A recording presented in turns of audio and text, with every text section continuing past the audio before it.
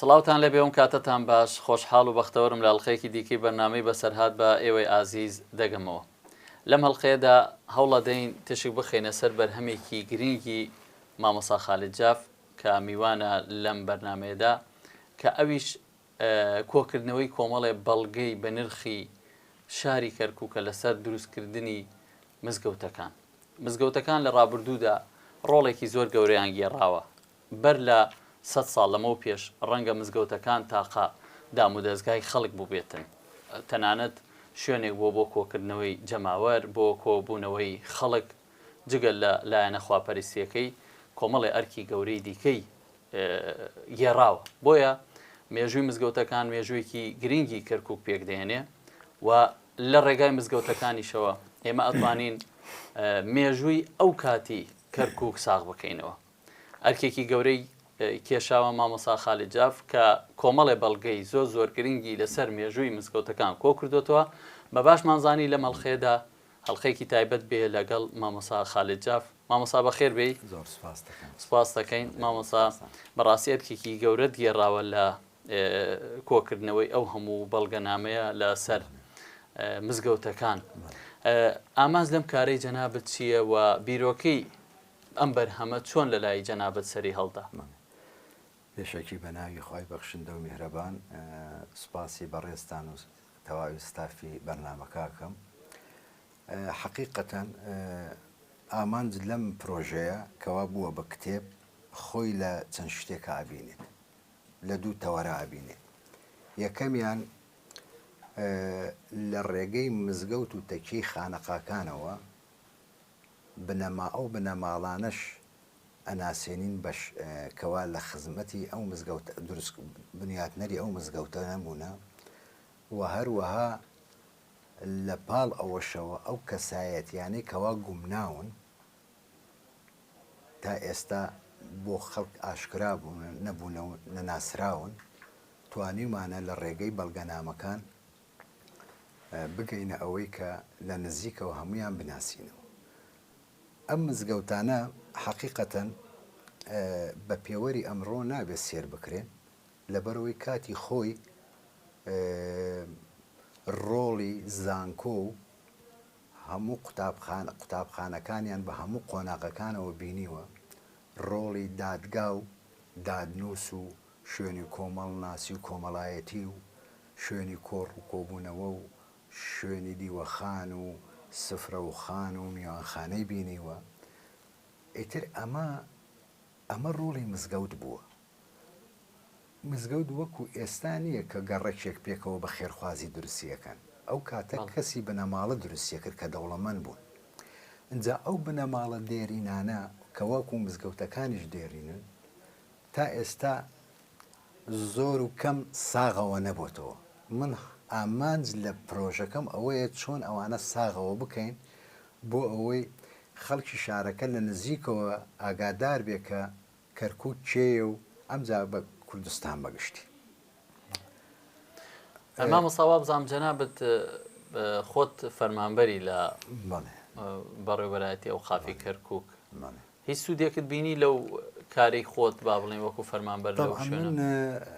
بۆ ئەم کارە گەورە خۆی ئەوەی کە وەکو باگراوندێک بوو لە دوای ئەم ئیشەمەوە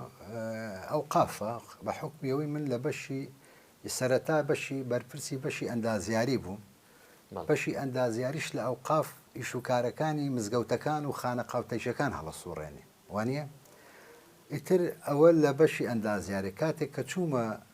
ڕاگەیاندن ماوەیەک بەرپرسی بەشی ڕاگەیاندن بووم لەبەرەوەی لە بواری دیزاین زۆری شم کردووە. ئیتر زۆر سوودمەم بووم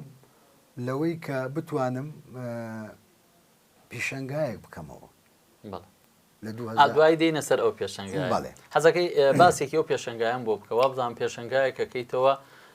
لە 2013 لە 2013 ئەو پێشەنگایە ئەبێتە هۆی لە دایکبوونی ئەم بەرهەمەوە. بەڵێ ئەوە چۆن ئەگە باسی ئەو پێشەنگایە حەقیقەتەن باسی کەسایەتەکانی کەرکووکمە کرد، دوور و نزیک ئەوانەی کەوا ئیتر لە سەردەمی کۆتاییەکانی عوسمانی تا کۆتایی مەلەکی باشایەتی باسی ئەو مامۆستا و ئاینی و شێخانی تەریقەتم کردو لێ تقریبان دەوری 50 تابلۆیە جای تر ئەوەی لەبەرەوەی مامۆستاکەمان بەڕێوەبەرمانە و کاتەی وت تۆ ئاخر نابێ هەمووی هەر کورد بێ ئێوەتم برا هەمووی هەر کووردە ینی چی بکەین تر بۆ ئەوەی ینی ئەم هەماهەنگیەک دروستکەین بڕێ لە نەتەوەکانی تریشم تێکرد ینی بۆ شتەکان هاوسەنگ بێ ئەو پیشەنگایە کاتێک کە کرایەوە لەلایەن نەجمەدین کەریم پارێزگاری پێشوو لەگەڵ چەند کەسایەتێک کە هاتن بۆ و خوێنەر و نووسەران هاتن و چاو نمایشکرا پێشنیاری شتێکیان بۆ کردم کە ئەم پیشەنگایە بکرێ بە کتێب حقیقەتەن معلومی جەنابتە تۆ لە وێنەوە بیتە سەر نووسینەوەی تر پێویستی بە بەدواداچوون و بەڵگەنامە و جۆرە شتان ناکات ئیتر تقریبا لە ماوەی 10 ساڵ من خەریکی کۆکردنەوەی زانیاری بوو معلومی جەنابتە مەسلەی کاری دۆکیۆمنتکاری و بەڵگەنامە و ئەمانە خۆی لە خۆیان پێویستی بە بەڵگاندن و ڕاستاندنەکە ینی تەزدیق و تەوثیقکردنی بابەتەکان ئیتر چ لە ڕێگەی فەرمانگەکانی کە ئەو بەڵگەنامانەم دەستکەوتووە وەکو عەقاری 1 و 2 وەکو بەلەدیە وەکو ئەوقاف خۆی وەکو ئەوقافی بەغا چکو سەر بە وەزارەتی ئێمە مامۆستا هەماهەنگ بوون ئەو لایەنانە لەگەڵت لە کۆکردنەوە و با بڵێن بەحکمی عیلاقات ئیشەکان زیاتر لای عیلاقاتەوە ئەبێ ئەو کەسەی بەرامبەر تێبگەینی تۆ پرۆژەکەت چییە ئەم شتانە هاوکاریان کرد بەڵێ ناو دەستگاکان حتا وەکو دەستگای مەسەلەن بنکەی ژین و کەسایەتیەکان وەکو مامۆستا عەبدولڕەقیب یوسف و مامۆستا محەممەد عەلی قەرەداغی ئەمانە کەوا لە بواری بەڵگەنامە و ئەو کارانە ئیشەکەن زۆر سوودمەند بوو ئیتر ئەمە وای لێم کرد هەتا ئەم کتێبەم دۆزیەوە هەویەت کەرکووک کەوتە دەستم هەویەت کەرکووک ئەمە چاپی دووەمەین مامۆستا محەممەد عەلی قەرەداغیە حقیقەتەن ئامە یەکێک بوو لە بەردی بناغەی کارەکان کە چاوم کەوت بەم کتێبە باسی کۆمەڵێک زاناکە و پیا و کەسایەتی کەرکووک حتا باسی شاعرانی شەکە کە پێش 200 ساڵ 300 ساڵ لەمەوە پێش ئیتر ئەمە وەکو سەرچاوەیەک لە ژێر دەسما لە زۆر شوێنیشە لە کتێبەکان ئاماژەم پێکردووە لەسەری ئیشم کرد ئیتر ئەوە بوو بیرم کردەوە ئەم پرۆژەیە نابێت لە کتێبێکا تەواو بێ هەستام خۆم پلانێکم دانانی پلان بۆ پرۆژە ئامانجەکانت بۆ دەستنیشانەکە حقیقەت هەستام لە قەڵاوە دەستم پێ کرد ینی بەرجی یەکەم مامۆستا ئەگەر باسێکی ئەو کتێبانە بکەی با بڵێن لە زاری بەڵگەنامەوە چونکە هەرێکی باس لە بەشێکەکە وایە بەگشتی چەند بەرگە چەندی لێبەرهەم هاتووە چەندی ماوە لێبەرهەم بێت بڵێ خۆی حقیقەتەن من ئەوەی کە پلانەکەم داناوە بۆ 6 بەرگ یەکەم جادامنا بۆ 8 بینیم شتەکان دوور و درێژە و تەنیا خۆم و دەوانێ فریانەکەوم چڕم کردەوە لە 6 بەرگە هەر بەرجێکم دانا بۆ لە بوارێکە مەسەنەن بەرجی یەکەم دانا بۆ مزگەوتەکانی قەڵای کەرکووک لەگەڵ باسکردنی مزگەوتەکان باسی کەسایەتەکانی شەکەم باسی ناوگەڕەکەکانەکەم حتا شرۆڤەی ناوگەڕەکەکانیشم کردووە لە چیەوە هاتووە یعنی ئەوە نییە هەر بە مزگەوتەوە بێت مەسەنە لە بەرجی دۆما باسی تەکیە و خانە قادێرینەکانی کەرکووکم کردەوە بە هەمان شێوە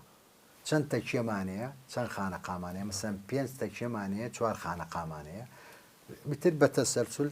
بە زنجیرە هاتوومەتە سەری کە کێلێکی کۆنترەوەمانە باسی مزگەوتە ونبووەکانم کردووە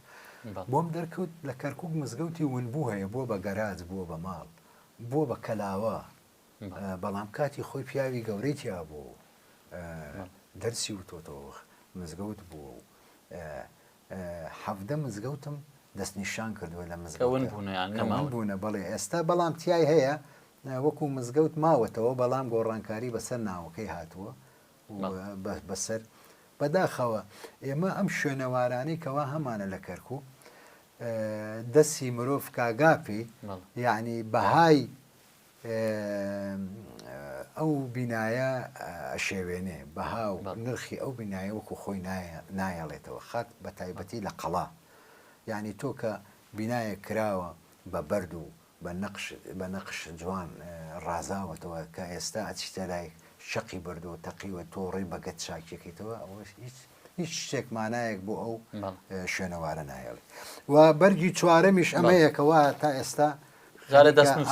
هەشتا ئامادەیە بۆ چاپ باسی مزگەوتە دێرینەکانی کەرکووکەکەم دێرینەکان بەڵێ تقریبان خۆی سیویەک مزگەوتە بەرگی پێنجەم باسی مزگەوتەکانی دەوروبەری کەرکووکەکەم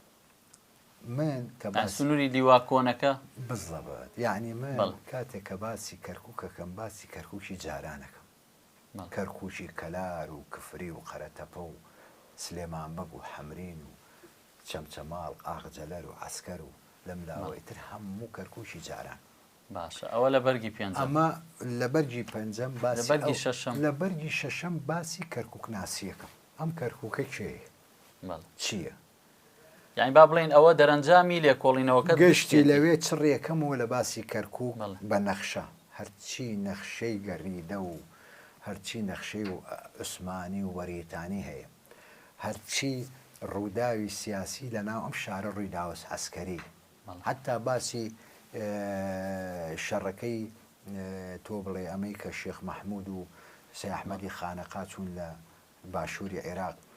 باسی ئەواکەم ئەوە نایەتە زەمە لە شوعیبە لە ساڵی 1940 باسی ئەوەشم کردووە باسی کەسایەتەکانی شەکەم یعنی حتا ئەو بەرگە بەرگی کەرکووک لە بەرگی شەشەمە دامناوە چەند مەبحەتێک چەند بەشێک بێ بەشی کەسایەتەکان بەشی تایبەت بە کەرکووک لە ڕووی نەخشەوە لە ڕووی حتا گەریدە من زۆر پشت بە گەریدە نابەستم بەڕاستی لەبەرەوەی گەریدەکان هەنێکیان بۆسی خوڕی و کاری با بڵێن جاسوسی شتی وایە پشت بە چییە بەسی مامۆستا بەڵام هەنێک گەریدە هەیە خۆی مێژوونووس بووە ئەوانەت ئەتوانین بڵێن سوودیان لێ بینین لە ڕووی ئەکادمی و ئەمانەتی ئەمی بەڵام گەریدەمان هەبووە بە کەرکووک کاتێ پەڕیوە شەوێک ماوەتەوە یا دوو شەو ماوە ئەوە ناکرێت من قسەی لە کەسی وەرگرم بە دوو شەو دانشێ کەرکووک بە من بناسیێنێ بڵێ و هەروەها ئیتر ئەمە ئێستا بەو شێوەیە ئەم کتێبانم پلانەکەم هاتووەتە دی ئێستا بەرگی چوارەم ئامادەیە بۆ چاپ کە خۆی لە باسی بنەماڵەکان و باسی مزگەوتە دێرینەکانی ناو دەست خۆش بێ مامۆستا ڕەنگە پرسیارێک دروست بێویشەوەیە کە تۆ بۆچی یعنی مزگەوتت هەڵ بشارد بۆ ئەم لێکۆڵینەوەیە بۆ دام و دەستگاکانی حکوومەتی ئەو سەردەمانت هەڵ نەبشارد عەرزی جەنابتم کرد ئێمە کەرکووک بزانە کە باسی شوێنەوارەکەی لە کەرکووک پێش 100 ساڵ وانە ئێستا لەگەڵ ئێستا نابێ بیکەین بە پێوە ئێستا کۆمەڵێ دەستگامان هەیە مۆڵمان هەیە وانە زیاد لە 1000 قوتابخانەمان هەیە ئێمە جاران پێش 100 ساڵ زیاتر ئەوەی شوێنەوارێکی زەق بوو بێ چی بووە مزگەوت تەکیە خانەکان بوونە حەمامەکان بوونە زۆربەی مزگەوتەکانیش حەمامیان لە تەنەش بووە خان لەم لای بووە مزگەوتە دێرینەکانی کەرکووک ئەگەر تەماشا بکەی گشتی لە ناو بازار بوو یعنی لە ناو جەرگەی خەڵکا بوو ئێستا تۆ سەیب مزگەوتەکانی جووتقاوە بکە سەیری مزگەوتەکانی لای پریایی و گەڕەکە کۆنەکانی دەوروبەری قەڵا بکە یعنی تقریبا ئەلەوێ مزگەوت زۆر چڕە سێر مزگەوتەکانی ئیمام قاسم و زێویە بکە هەر کۆڵانێک و مزگەوتێکی لێ بەڵام تۆ سێری ئێستای کەرکووک بکە لە ڕەحیماوە سێرەکەی مزگەوتێک لێر لەم بەرەیە دوان لەو بەرەیە تازە بە دوازە لە دوای پرۆسە مزگەوت زۆر بوو بەڵام زیاتر لە کەرکووک جاران کەرکووک زیاتر قەڵا بووە دەوروبەریشی گەڕەکەکان درەنگ دروست بووە هەموو مزگەوتەکان گشتی بە تەنشێ بوو یعنی ئێستا هەر قەڵا بۆ خۆی کە دەوری 102 دۆنمە دە مزگەوتی لێ بوو چاو لێ بەڵێ یعنی ئەمە هۆکاری دەستپێکردنم بە مزگەوت لەبەرەوەی کەسایەتیەکان زیاتر لەوێەوە دەرکەوتن وەکو بنەماڵە وەکو شاعر وەکو نووسەر وەکو سیاسەتمەدار وەکو عسکەری زیاتر ئەم کەسایەتانی کەرکووک لە شو دەرکەوتن لە مزگەوتەوە ئیتر ئێمە لە ناو مزگەوتەکان با بڵێن مەدرسە بوون لەو وەکو پێشتر ئاماژەم بەڵێ ئەما مەسابەگشتی با بڵێن بەڵگەنامەکان چی ئەڵێن با بڵێن کوردستانی بوونی کەرکووک ساغەکەنەوە بۆمان ئەو بەڵگەنامانەی کە لەسەر مزگەوتەکان کۆت کردوتەوە خۆی طبیعی ئەزانی چۆنە ئێمە هەر جار قسەیەکەی ئەڵێن شار کێ دروستیەکات شار بەدێهاتەکانی دەوروبەر دروست دەکرێت وانە ئەو شارە دروستەبی ئێمە لە دەوروبەری کەرکووک چی هەیە کۆمەڵێ دێمان هەیە گوندمان هەیە ئەم گوندانە هەمووی ئەوە قەرە حەسەنە ئەوە ناو جەباریە ئەوە ئەملاوە دیتەوە ئیتر چەمچەماڵە کەەوە هەمەوەنە و جافە و ئەمە لەملاوە ناوشوانە نزیک هەر شوێنێکە گری نزیکەی 6 گوندە ئەمە لەملاوە دووبز و قەرە دەرەیە کۆبریە و ناوچەی ساڵی و شێخ بزێنیە ئەمە گشتی هاتوونەتە کۆ هاتوونەتە کەرکووک حەویجە لە سیەکان دروست بووە یعنی بەڵگەنامەیەک هەیە کە پێوترێ ئیرادە مەلەکیە چۆنی سەئیماڵی مەرسوم جمهوری ئەم بەڵگەنامەیە کاتی خۆی مەلیک فەیسەڵی یەکەم ئیرادەی مەلەکی دەرچووە نووسراوێکە بۆ شێخ مەحموودی حەفید ئەو بەڵگەنامە ئەو ئیرادە مەلەکی نووسیوەتە تیایدا ئەڵێ حەویجە لە سنووری تۆیە بنەماڵە و عەشیرەتی عوبێد دێن لەوێ بی هەمپارێز ئەمە معنای وایە حەویجە و ئەگەر حەمرین کوردستانی بێت ئەبێ حەویجە چی بێت دوایی من لە چەند شوێنێکی ئەمەم ئاماژەم پێی کردووە ئەلێرەشە باسیەکەم مسز بێڵمان هەیە باسی عەشیرەتی داویاکە مسز بێڵ باسی عەشیرەتی داویاکاڵێ کەوتۆتە باشووری کوردستان لە نێوانی تاوغ و دووس باشە دووزێک 70 کیلۆمەتر لە کەرکووک دوور بێت بە باشووری کوردستان ناوی بێنێت خێرە کەرکووک باشوور نبێت فەلێرەیە ئەم بەڵگەنامانە خۆی بۆ خۆی ئەو شایەتیادەن جگە لەوەش کە تێکەڵی بنەماڵەکانە بین ئەو وەختە بۆمان دەرەکەوێت کە ئەم بنەماڵانە هەمویان لە کەرکووکا کورد بوون هەمووشی بە باشە مامۆستا حەزمان کرد باسی دێرینترین مزگەوت بکەی لە کەرکووک ئەکوێتە کێوە وەکو عەرزی جەنابتم کرد کەرکووک دێرینترین شوێنی قەڵا بووە ئەمە ئەم گەڕەکانی کەوا بە دەوری کەرکووکن ئەمانە دوای دروست بوون لە قەڵا یەکەمین پەرزگا نەبی دانیال بووە ئەوە معبەدێکی جوو بووە مزگەوتی گەورە هەیە ئێستا ناویان ناوە ئولوجامێ ئەوە کەنیسە بووە بەڵام کە فتوحاتی ئیسلامی هاتووە ئەمانە گۆڕانکاریان بەسەر هاتووە نەبی دانیال بووە بە مزگەوت یەکەمین مزگەوت بەڵام ئەگەر پرسیاری دروستبوونەکەی بکەیت مێژۆکەی قسە زۆرە لەسەری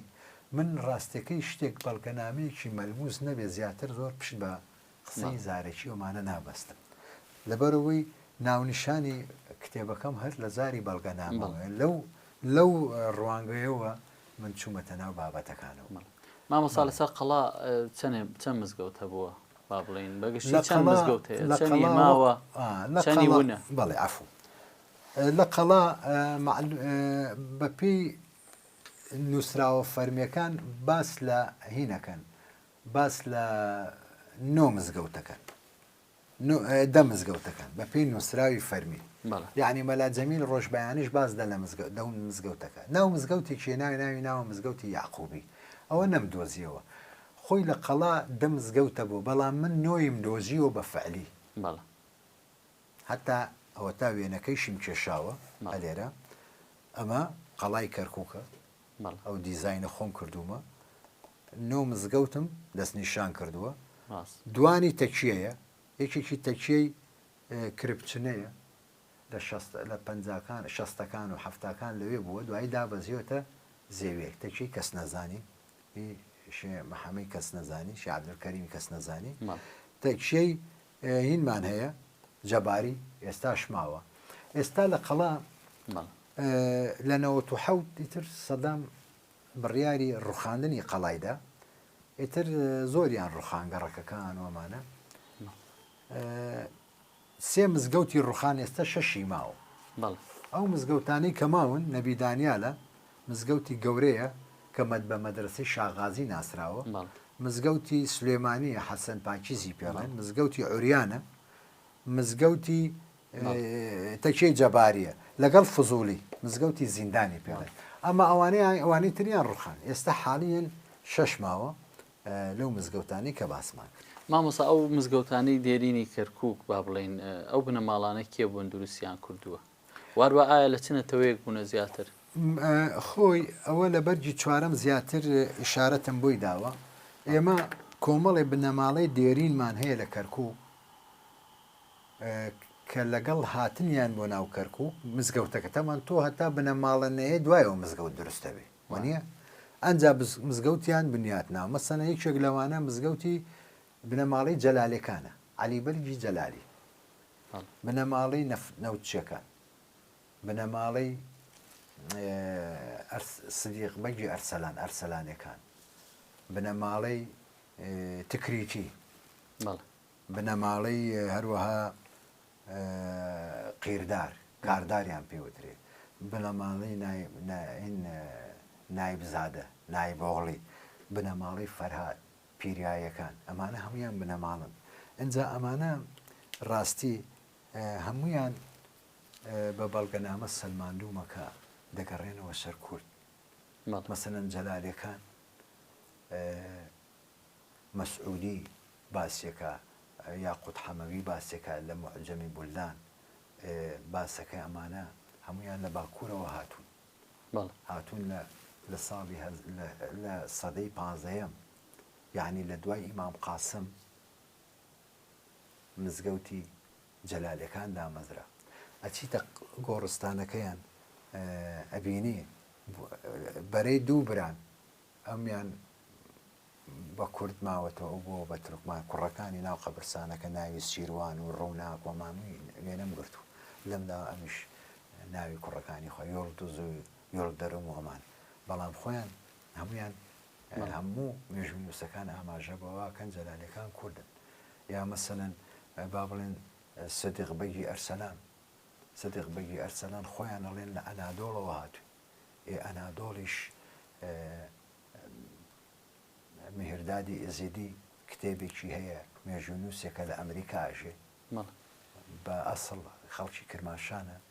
ئەو کتێبە ئەمیشوان کردوێتی بە کوردی باسی ئەنادۆڵەکە ئەڵێ 63 هۆز و تیرەیتی ئایا هەمووی کورد هەروەها شەمسەدین سامی باسی عەلی پاشاکە کە کورد بووە لە ئەنادۆڵەوە هاتووە ئەمان خۆیان ئەگەڕێننەوە بۆ کێ بۆ عەلی پاشا کە لە ئەنادۆڵ بووە شەمسەدین سامی لە قاموسی لە ئەلام باسێکاڵێەوە کوردە هەروەها نەفتچیەکان زەنگنن بە بەڵگەی زۆر بەڵگە هەیە لەسەر نەفتچیەکان زەنگنن مەسەلەن بۆ نمونە عەباس عەزاویمان هەیە کتێبێکی هەیە بە ناوی ویلایەتی لیوای سلێمانی هەروەها لەسەر لیوای کەرکووکی شەیەتی بەڵام نەگەیشتەوەی چاپی بکە بە دەستنووسی ماوەتەوە ئەو دەستنووسە کەوتۆتە لای مامۆستا وێنەی ئەو دەستنووسە کەوتوت لای مامۆستا محەممەد عەلی قەرەداغی من هێناومە لەوەیە باسی نەفتچیەکانەکە یەکەم جاڵێ زەنگنن دوای ئیجافن دوایە لە ناوەڵە قەرەلووسن چونکو قەرەلووس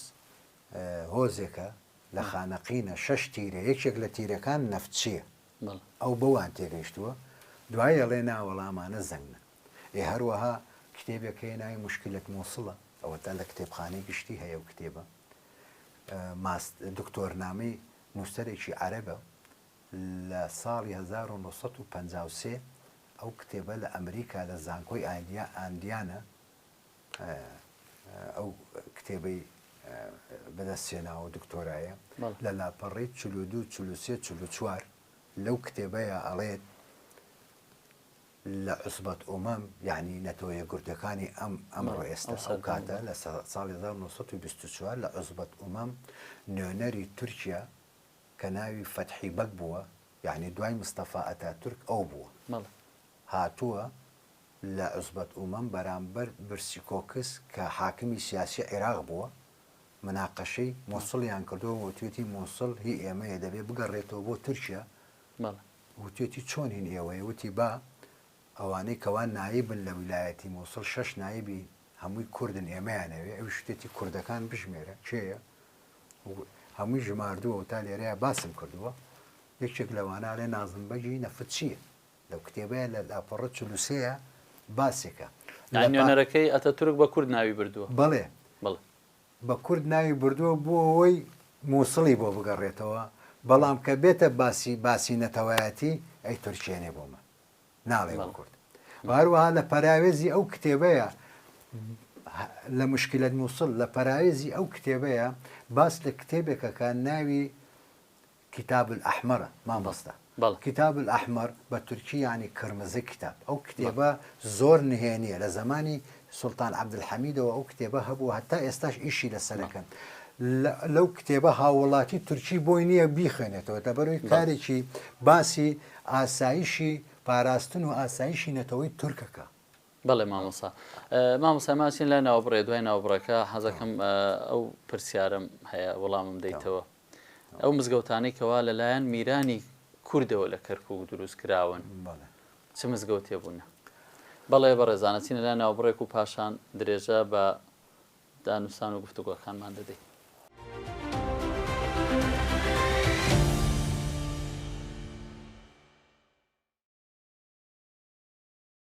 دووبارە سڵاو مامۆستا لە ناوبڕەکە پرسیارەوەمان کرد ئەو مزگەوتانەی لە کەرکووک کە لەلایەن میرانی کوردەوە دروست کراون هیچ هەیە مزگەوتەیە کە لەلایەن میرانی کوردەوە دروست ئێمە میرانی سۆرانمان هەبوو لەگەڵ بابان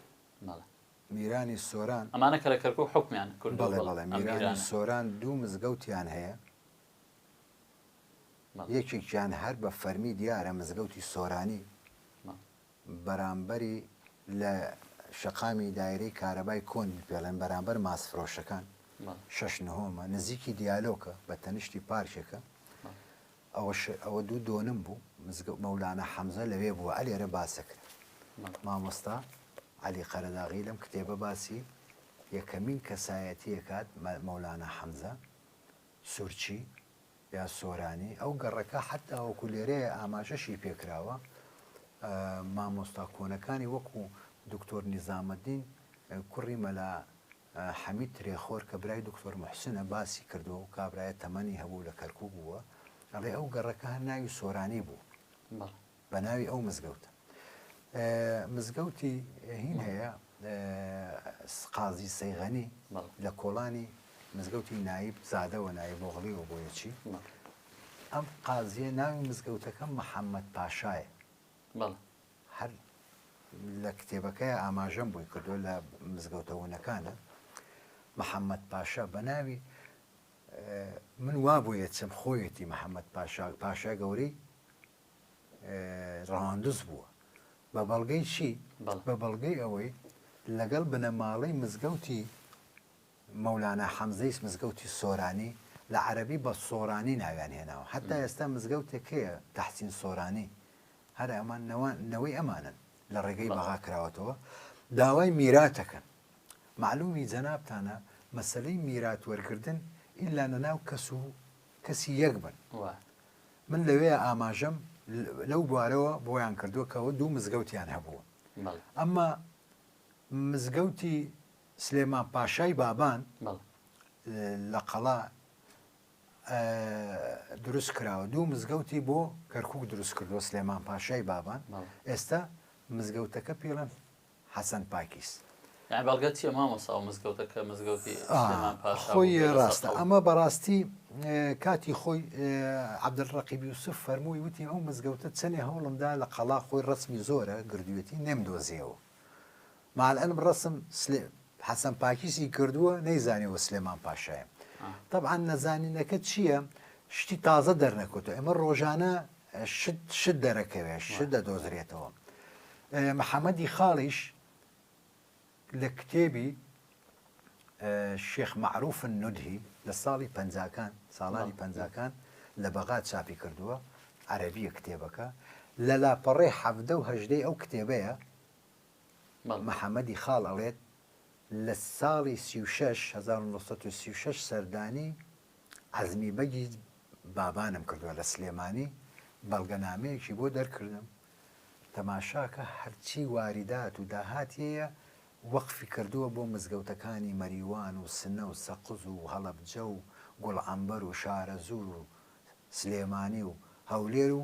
لە ئەخیراڵێ بۆ کەرکووکیش دوو مەدرسەم دروست کردووە بە ناوی مەیدان و مزگەوتی شەعەباس. من هەستام ئەمە بەڵگەیە ئەمە لە کوێ بیدۆزمەوە لێرەیە لە هەوێ کەرکووک مامۆستا محەممەد عەلی قەرەداغی باز دەستنووسێک ئەکا لە مزگەوتی سولەیمانیە نووسراوەتەوە لە قەڵای کەرکووک لە گەڕێکی مەیدان. مەیدانەکەی محەممەدی خاڵ و ئەمەی ئەمم لە یەکدا و لەگەڵ کتێبەکەی مەلا جەمیلی ڕۆژبەیانی لەوەیە مەلا جەمیل ڕۆژبەیانی لێ مزگەوتی مەیدان کە مەحموود خاڵ لە وەقفی مەحموود خاڵە وەکو دەستگا ناوێ باڵی گەورەترین کتێبخانەی تیا بووە کە مەلا عەبدوڕەحمان ڕۆژبەیانی لەوێ مەلا بوو. طبعاً ئەمانە گشتیم لە یەکدا بۆم دەرکەوت ئەم مزگەوتە مزگەوتی سلێمان پاشای بابانە هەروەها لە کتێبی ئەنفاسی ڕەحمانی کە بە تورکی نووسراوە مەلا حوسامەدین نووسوێتی ئەڵێ لە مزگەوتی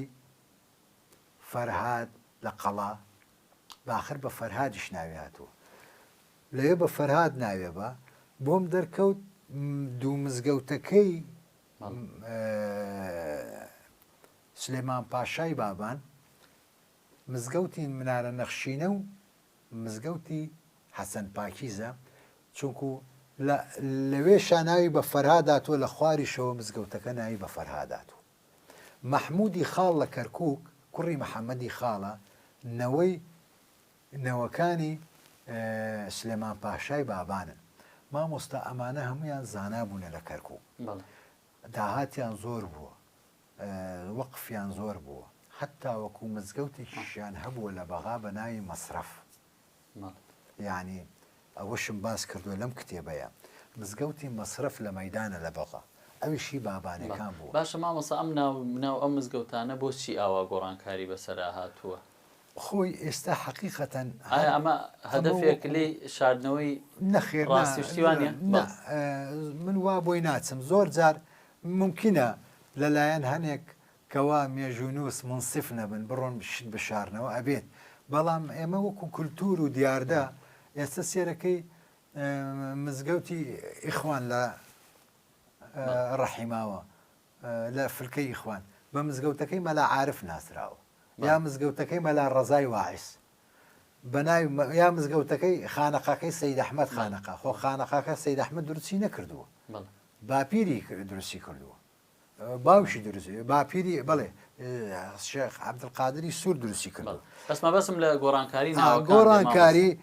لەگەڵ سەردەمایە لەگەڵ سەردەمایە بڵێ سێرەکە باشە لە ئەوقاف ئەوە ڕێ پێدراوە باش ئەوقاف بۆ ڕێگەدا ئەم ناوانە بگۆڕێ یعنی ئەمە چونکە تەئسیرە کاتە سەر ئەوە تا بۆ نمونە ئەو بەڵگەنامانە بێ بە بەڵگەنامە ساغی کەیتەوە ئایا مەکان مزگەوتە خۆی ئەزانی چۆنە ئێستا مەسەرەن کابراەک دێڵێ من مزگەوتەکەتان بۆ تەعمیرەکەم بەس ئەمەیە بە ناوی خۆم بێ ئەوە ناکرێتە کێشاڵێ بڕۆبیکە مەسەن بۆ مزگەوتی فەرهاد هەستان منارەیەکی جوانیان بۆی دروست کردو بە نەخشەوە نایە نە منارە نەخشینە خۆی لە ئەسڵا مزگەوتی فەرهادە بەڵێ ئێستا نایە ناو عەبدولموتەلیب بەعەرەب ئەو قاف کاتی باعس ناو مزگەوتەکان گشتی کرد بە ناوی سەحابەوەمان بەس بەداخۆ مامۆستا تەئسیرێکی زۆر گەورەی کردووە لەسەر شاردنەوەی مێژووی ئەو مزگەوتانە. بەڵێ بەڵام ئەوە ئیشی ئێمەیە ئەبێ بتوانین مەسەن ئاوا ئەو شتانە دیاری بکەین و ئاشکرا. باشە مامۆستا بۆ هەوڵ نادرێ ئێستا لە ئەو قافەوە ئەو ناوە ڕاستەقینە و ئەو ناوانەی کەوا لە کۆن بە چ ناوێ ئەو مزگەوتانە ناسراوە کردومانە بۆ ناسە پێێتەوە بەسەریانە زۆربەیمان کردووە بەڵام ئەوانش کە کردومانە چۆن کراوە سێرەکەی خاوەنی هاتوۆتەوە متەوەلیەکەی هاتووە مەسم بۆ نمونە مزگەوتی ئەحمەداغا ناوی سوهەیل بن عەمرو بوو. ئیتر ئەمەی کێ لەوێ مامۆستا بوو مەلا عەلی حیکمەتە فەنی نەوەکەی هاتیم ئەکرێ من باپیرم لێرە مەدا بووە باوکم لێرە مەدا بووە خۆس ڕاستەوە ناوی ئەسحابە هەستان گۆڕیمان بەناوی کردمان بەناوی مزگەوتی مەلا عەلی حیکمەتە فەنی یا مەسەن مزگەوتەکەی خانەقاکەی هین خدر مەلا شێخ خدر نەقشبەنی ئەوە تا لە ئیمام قاسم نەوەکەیان هاتن وتیان ئەوە بەناو مامەمەوە کراوە ناوی کراوە بەهین جوات شێخ جوات کوڕی شێخ خدر نەقشبەندی لەم لاوەش بە عەرەبەکەی ئەبوو هورەیرە وتی من هات بۆ قاف یعنی وەکو نووسراوی هێنا وتی باپیرم درستی کردێ مەش ئەوەلیاتی لە لامانە دەرمان کرد بەڵێ باپیری مەلا خەدر وتی حەزەکەم بەناو مەلا خەدر بێتەوە ڕەزامەنی لە بەغاوە هات ئێستا نووسیمانە بە کوردی و بە عەرەبی مزگەوت این خانەقای بەڵێ یعنی ئەمانە ئەکرێ. مامۆستا لە بەرگێ لە کتێبەکانت باسی تەکیە و خانەخاکانەکەی تەکیە و خانەخاکانی کەرکووک چێڵێن با بڵێن ئەو تەکیە و خانەقانەی کەرکووک بەڵێ ئێمە ساڵ بۆ تۆ لەبارەیانەوە کامیان دێرینترەوە فەرق چیە لە بین خانەقا و تەکیە وایە حەقیقەتەن تەکیە لە کەرکووک ئێمە بازی دێرینەکانەکەینانین 5 تەکیەمان هەبووە دێرین کۆنترینیان تەکیەی شێمەحێدینە ئەوە تا یعنی نووسیومەتەوە لە ساڵی 1960 لە سەدەی ناوڕاستی هەژدەیەمین ئەو تەکیە دروست کراوە دوای تەکیەی تاڵەبانی لە ساڵی 1970 ئیتر واکەدا تەکیەی مەسەن ئەبوو علووک شێخ باقی ئاوا هاتووە پاشان خانەقا ئێمە خانەقای سەید ئەحمەد ئێمە لە کەرکووک 4 خانەقامان هەیە بە فەرمی خانەقای سەید ئەحمەد خانەقای عۆمەر گومەت خانەقای مەلا خدر شێخ خدر کە ئێستا باسمان کرد و خانەقای هینیش ئەسیری. طبعا فەرقی بینی خانەقا و تەکیە چییە؟ ئێمە وەکو لە ناوەڕۆکە هەردووچیان تقریبا سۆفیگەرین باسی سلوک و ئەخلاقی مسلمان و ئەمانە ینی شێخ و موریدە هەر لە مەزمون و ناوەڕۆکە یەکە بەڵام لە ڕووی ئاکارەوە مەسەنەن تەکیە ئەڕۆنەوە سەر قادری ئەڕۆنە سەر ڕفاعی لە کەرکووکە ئەومان هەیە مەسەنەن تەکیەمان هەبووە آخر باس ئەوەشمان نەکرد تەکیە هینیش دێرینە جەباری ئەوەی سەرەوە بەڵام ئەوە لە بەوەی چۆتە ناو لە قەڵا باسم کردووە ئەویش کۆنە یەکێکە لە تەکیە کۆنەکان ئەمما خانەقا ئەگەڕێتەوە سەر هین مەولانە خالید کامانە موریدی مەولانە خالید بوونە مەسەنەن شێخ ئەحمەدی سەردار کاتی خۆی لە سەرگەڵەوە هاتوون بۆ کەرکووک ئیتر ئەم خانەقایان دروست کردووە ئیتر هەروەها ئیتر ئەوە بەو شێوەیە ئەو جیاوازیان هەیە بەس جیاوازەیەکی زۆر جەوهەری نییە مەسەنەن لە بینیان هەردووچیان تقریبا وەکو یەکوان. باشە مامۆستا کۆمەڵی بنەماڵە لە کەرکووک هەن کە لە نەتەوەی عەرەبن بە هەمان شێوە تەکیە و خانەقاوشتی وایان هەیە تەکیەیان هەیە ئەوانە ئەو بنەماڵانە ئەو بنەماڵە عەرەبانە چۆن گەیشتونەتە کرد بەڵێ ئیتر ئێمەش خۆتە زانی ئێمە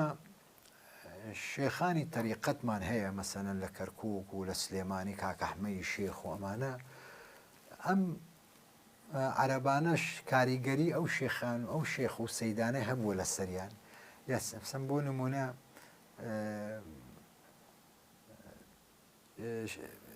شێخ ساڵحی چیمەن تەکیەکەی هاتووە لە چیمەن داناوە عەرەبە ئەوە تا ئێستەک تەکیەکان هاتوۆتە ئیمام قاسم لە زیەویەیە سەدرەدین کوڕی لەوەیە پارەکە مەسەن پار و پێرار وەفاتی کرد ئەمانە هەتا چونکە تێکەڵاو کورد بوونە کە قساکەن بە کوردی نازانی ئەمە عەرەب یا مەسەنە تەکیەی نەعێمی لە کەرکووک کۆنن مەسەنن ماڵ سەی یاسین نەعێمی سەی عەبدوڵڵا پێش چەند ساڵێ وفاتی کرد ئەوە تا لە بڵاغە نزیکی مزگەوتەکەی ئەحمەد ئاغایە کە باسم کرد ئەوە شێخ فوئادە شێخ فوئاد مامی زیاتر ناسراو بوو لە کەرکووک شێخ عەبدوڵڵا دوایی باوکی سوڵتان ئەمانە گشتیان دەروێشی خەلیفەی هین بوونە شێخ ساڵحی سەی ساڵحی چیمەن ئەمانە بەم شێوەیە هاتوونە کاریگەری کوردە بووە ئەو وەکو فەرمووت پێشوەخت وتت مزگەوت و تەکیەکان زیاتر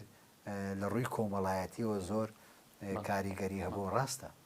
یعنی ئەوەی بارودۆخی کۆمەڵایەتی پاراست بێت حقیقەتەن لەم شارە و لە هەموو شارەکانی تر زیاتر مزگەوت و تەکیە و خانەقاکان بوو ئیتر ئەو کاریگەریە هەبووە هەتا وەکو ئێمە سەی سەعید عەرەبمانیش هەیە ئەوانش نەعێمین سەی سەعید عەرەب کابرایە کە ئەکاتە مامی باوکی حاکم موئەیەد یەکێک بووە لە پیاوەکانی شێخ مەحموودی حەفید ئەو پیاوە ئەتوانم ئەلێرە ڕسمەکەی تیش پێ پیشان بدەم ئەو پیاوە وەزیری ئەوقاف بووە لە حکوومەتەکەی شێخ مەحموودی حەفید ئەگەر بوار هەبێ ڕسمەکەیت پێ پیشان بدەم ئەوە تا ئەوە ڕسمی ئەو ڕسمە زۆر مەشهورە ئەوە سەی سەعیدی عەرەبە کە یەکێک بووە لە وەزیرەکانی حکوومەتی هین عەرەبیش بوو کەرکووکی بەڵێ مامۆستا شێخ مەحموودی حەفید هیچ پەیوەندیەکی هەبووە بەم مزگەوتانەی کەرکووکەوە عیلاقاتی هەبوو لەگەڵ بنەماڵەکان بڵێ مەسەنە لەگەڵ ماڵ خانەقا لەگەڵ سەی ئەحمەدی خانەقا پێکەوە لە شەڕی شوعەیبە بوونە لەگەڵ نامی قاغا نووسراوێکی شێخ مەحموودی حەفید لە یەکێ لە کتێبەکان باسیەکە ئەڵێت دەستا و دەست کەوتۆتە دەستی ئینگلیزەوە لەو نووسراوەیە وتوێتی نامەی ناردۆ بۆ ئەسەی ئەحمەد خانەقا لەگەڵ نازمبەجی نەفتچی پێکەوە چەک بکڕن ئێمە کە پەلاماری کەرکووکماندا ئێوەش لە ژوورەوە کەرکووک بگرن شێخ مەحموودی حەفید کاتی خۆی سجن بوو گیرا لەم قشڵەیە سدیقبەگی ئەرسەلان 5,000 لیرەی ڕەشادی کردووە بە کەفالەتی شێخ مەحموود دەری کردووە لە سجن من ڕاستی ئەم قسانان لەسەر زارەکی بیستم لەسەر زاری مامۆستا ئەحمەد تاقانە ئەمیشوان بەڵام دوایی لە نامیلکەیەکا خوێنمەوە یەکێک لە نەوەکانی سدیقبەگ ناوی دکتۆر موئەیەدە پێیدا ئەوە ئیشارەتم بۆی کردووە 5,000 لیرەی عوسمانی داوە بۆ بەردانی شێخ مەحموود شێخ مەحموود ڕەفیق حلمی کەرکووکیە بە ئەسڵ یەکێک بۆ لە ڕاوێشکانی لە حکوومەتەکەی ئێتر هەروەها لەگەڵ زۆر کەسانی ترایانی پەیوەندی هەبوو لە کرد مامۆستا ناوی زۆر گەڕەکی کەرکووک بە تورکی هاتووە هیچ بە دووادا چونێک بەڵێ مەسەلەن ئێمە بڵێ مەسەلەن شاترلومانەیە شاترلو لە شاترەوە هاتووە کتێبێک هەیە ناوی عوسمانلی تاریخی سۆزلیگیە بە تورکمانی بە عەرەبی تاریخ المصطلحات العوسمانی مێژووی زاراوەکانی عوسمانی ئەلەوەیە ئەڵێ شاتر بە پۆلیسی مەراسیمەوترێ ئێمە پۆلیسمانەیە هی دارستانە پۆلیسمانەیە هی هاتوچۆیە پۆلیسمانەیەوە نییە پۆلیسمانەیە هی مەراسیمە ئەوانەی لە پێش ما بڵین تەرم و جەنازەی کەسایەتیەکانە ڕۆن ئەوانەی کەوا لە با بڵێن فڕۆکە خانەکان پێشوازی میوانەکەن ئەوانە پێوترێ ئەم گەڕەکە هەمووی شاتری پێوترێ گەڕێکی ئاوچی پێشوەخت ئاوچەکان لە پاڵی قەڵا بوونە پاسی قەڵایان کردووە وەکو حیمایە دوای ئەم ئاوچیانە خۆیان هەر لە هەمان کتێب کە ئێستا ئاماژەم بۆی کرد بە پۆلیسی فریاکەوتن نەوترێ حتا ناویان هەیە ئەڵێ ئاوچیلەر تابورلارێ یعنی وەکو چۆن لە تیمی ئاوچەکان تر زۆر بڵاغ کە لە بولاقەواتۆ ینی کانی سەرکانی و هەروەها هینی ترمانیشە ینی مەسەن مامۆستا هۆکاری ئەم بە تورکیمانەوەیە هەر بەهۆیەوە بۆ کە دەوڵەتەکە خۆی تورکی بەڵێ دەسەڵات مەرج نییە خۆ خەڵکە هەمووی تورک بوو نا ئێستا بەیرەقدار ینی علەمدار پۆستێکی عسکەری بووە علەمدار بووە مزگەوتی حاجی ڕەزای بەیرەقدارمان هەیە کە باوکی مەجیدی قوتب لەوێ مەلا بووە بەیرەقدار عەباس عەزاوی لە کتێبی عەشایر العێراقەڵێ بەو کەسانە وتراوە بەیرەقدار کە ئاڵای بابانی هەڵگردووە لە بەرجی لە لاپەڕی ١٧٠ بەرجی ئەو کتێبەیە یەکەم باسەکە دوایی هەروەها باپیری مەلا جەمیلی ڕۆژبەیانی مەلا جەمیل کوڕی مەلا ئەحمەدی فورقان کوڕی بەکر بەیرەقدار بوو مەلا جەمیل لە کتێبەکەی خۆیە باسەکە ئەڵێ 4 بەیرەقدار 3 بۆ 4 بەیرەقدار لە کەرکووک هەبووە ئەمانە ڕۆژبەیانی بوو بەڵێ مامۆستا